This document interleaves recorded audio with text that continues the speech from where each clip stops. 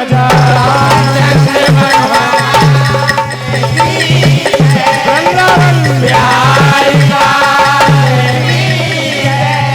Hello hello hello hello hello hello ये थोड़ा सा और बड़ा इसको हेलो हेलो हेलो प्रेशर दे दो जरा हेलो हेलो हेलो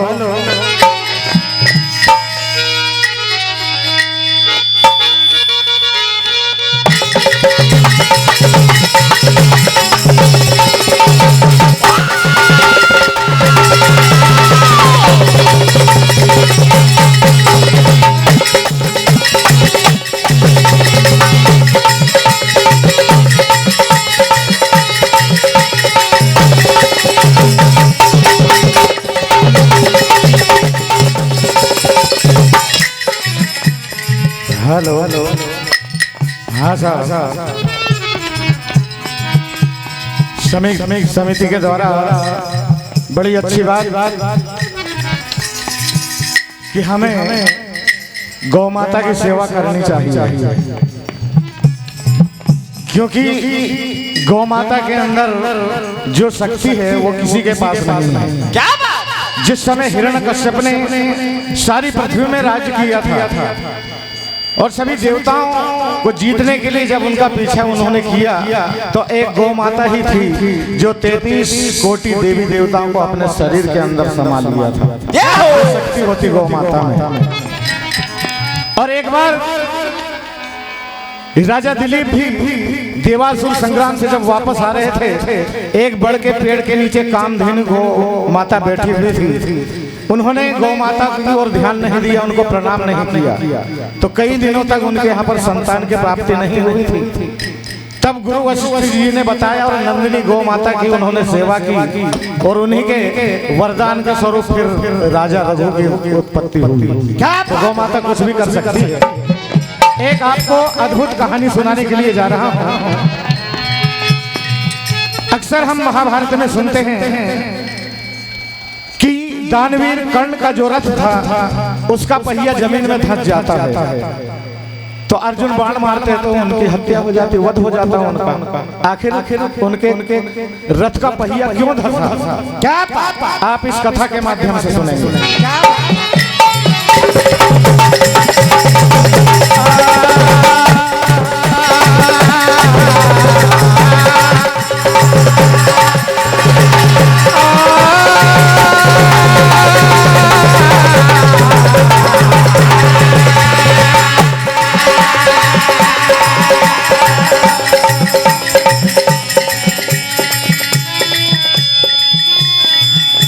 गौ माता की सेवा करो जहो बड़ा आनंद मिलता है।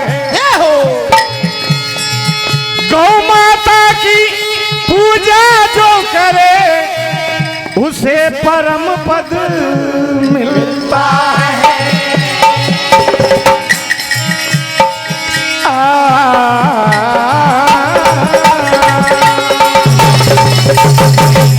एक समय की बात है, एक गौ माता जो अपने बच्चे को जन्म देने वाली थी, एक दलदल में वो फंस जाती है। उसी समय वही बगल से रास्ते से दानवीर कर्ण का रथ निकलता है। गौ माता मन में विचारती है कि कर्ण तो ज्ञानी है, दानवीर कहलाते हैं, शायद मुझे देखकर उनको मुझ पर दया आ जाएगी और वो आकर मुझे बचा लेंगे। तो मन ही मन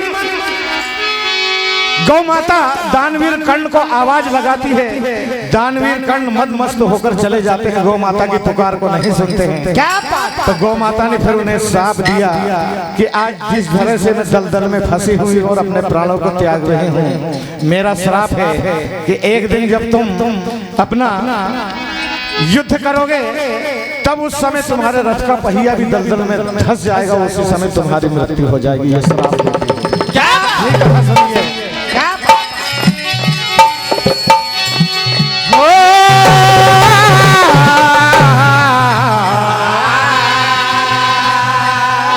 तो हमें गौ माता की सेवा करनी चाहिए क्योंकि गाय का गौमूत्र बहुत काम में आता है। कहा जाता है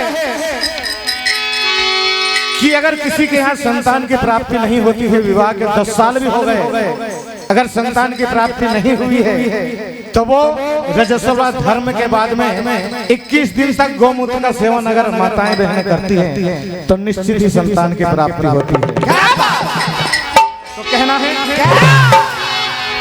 गौ माता की एक कहानी, गौ माता की एक कहानी, गौ माता की एक कहानी। दल दल में वो जाके फंसे थे,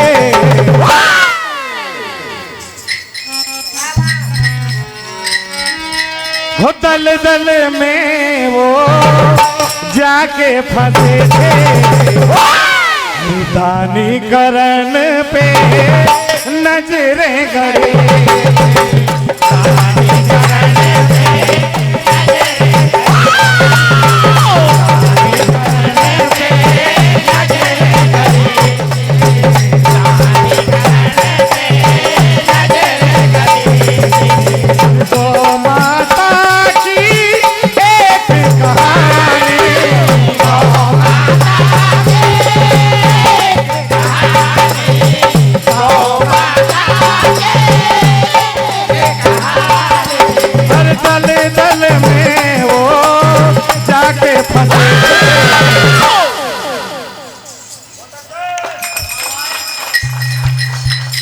दानीकरण पे नजरें गड़ी,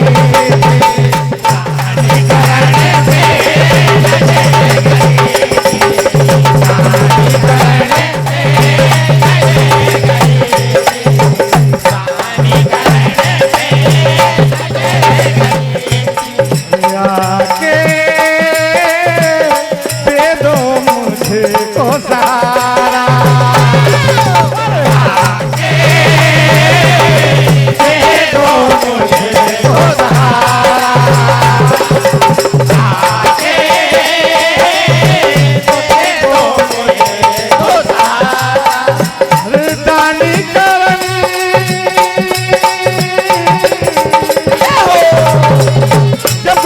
आवाज लगाई तो कल ने क्या किया? अरे गौ माता की सुन नहीं पाए,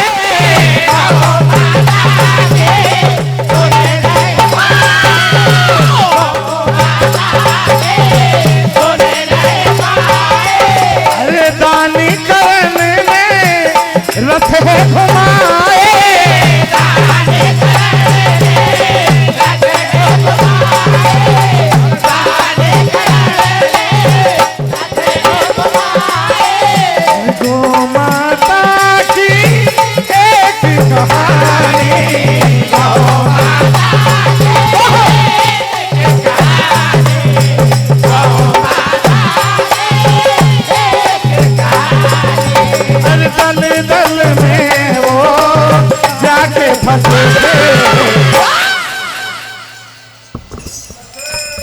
दानीकरण सुन नहीं पाए, गौ माता ने श्राप दिया कि आज जिस तरह से मैं दलदल में फंसकर अपने प्राणों को त्याग रही हूँ, मेरा श्राप है कि आप भी एक दिन जब रणभूमि मैदान में जाओगे रथ का पहिया जमीन में धंस जाएगा और आप मृत्यु को प्राप्त हो जाओगे। आइए गुजरिया सुने।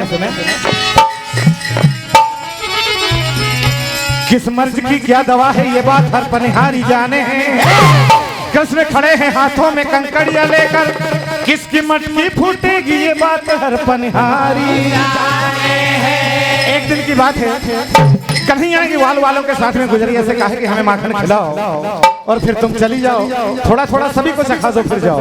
क्या बात? गुजरिया ने मना कर दिया तो बाकी ग्वाल वाल कहने लगे साथी संगी की कन्हैया ऐसे नहीं, ये मानने वाली नहीं है, अब तो जबरदस्ती कर लो, लूट लो माखन और खा लेते हैं। क्या कह रहे हैं? अरे झटको मटको सावरिया, झटको मटको सावरिया, झटको मटको सावरिया,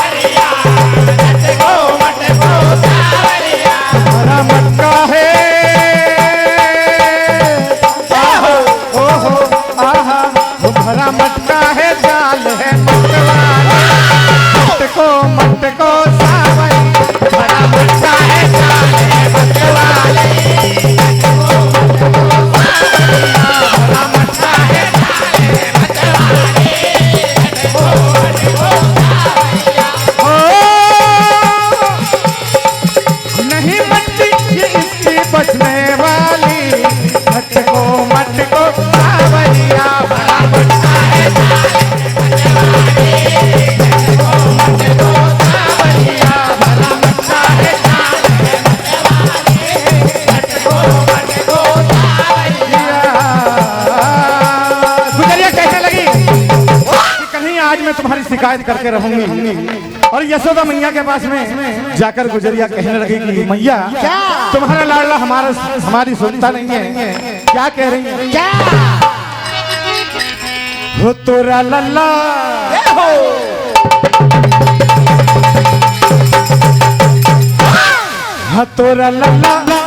तोरा लल्ला बड़ा है छबीला बात मोरी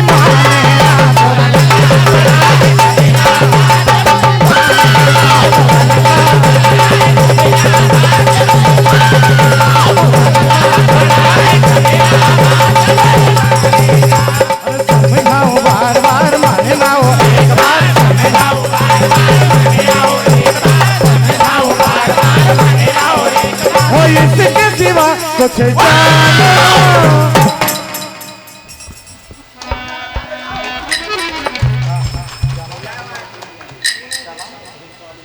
श्रीपाल वही के आपकी ओर से हमारे ढोलक मास्टर के लिए 51 रुपए की राशि हार्दिक अभिनंदन। वो तोरा लल्ला बड़ा है छबीला बात मोरी माने